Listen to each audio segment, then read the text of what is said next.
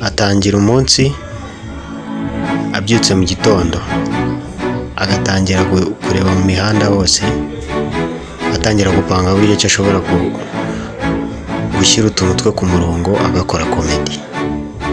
Bigenda bite?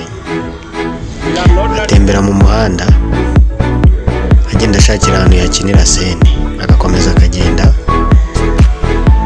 agatembera. Nyamara mwabantu mwe mujye mujya gushakira amakuru mu muhanda. Arakomeza, ubu tuvugana ari Nyarutarama, ari gushaka ahantu yakinira sene. Komedi ye ya mbere ahantu yayikiniye niho hantu agiye kubanza kujya kwibanda, akajya kureba.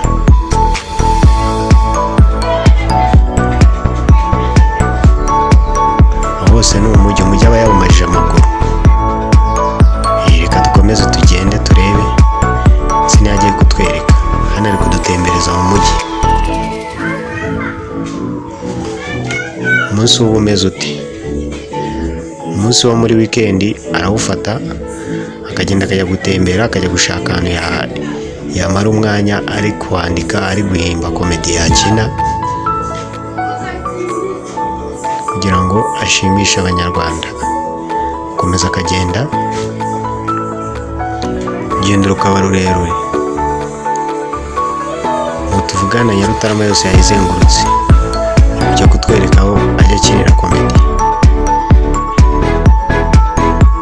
Uko biri kose ahantu tugeze ni kuri gorofe, niba ariko mubibona. Jado komedi arakomeza akagenda, agatembera, agaca mu bipangu by'abakire, akagenda akagera mu nce z'amahoteli, ariko ubu ntabwo turamenya ahantu akinira komedi.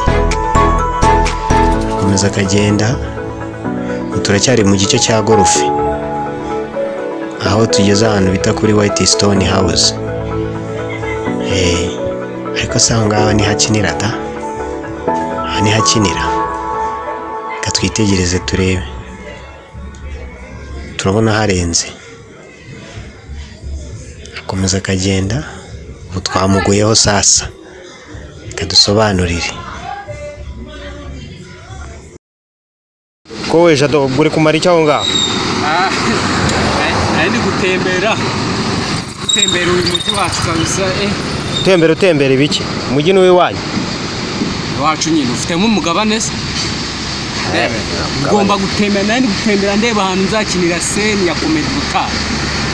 Nahabonye, uza ahantu mbonye. Ubonye he? Uyu mujyi ni mwiza papa. Inshuti zawe se zirakuzi? Hari abantu bagukurikira?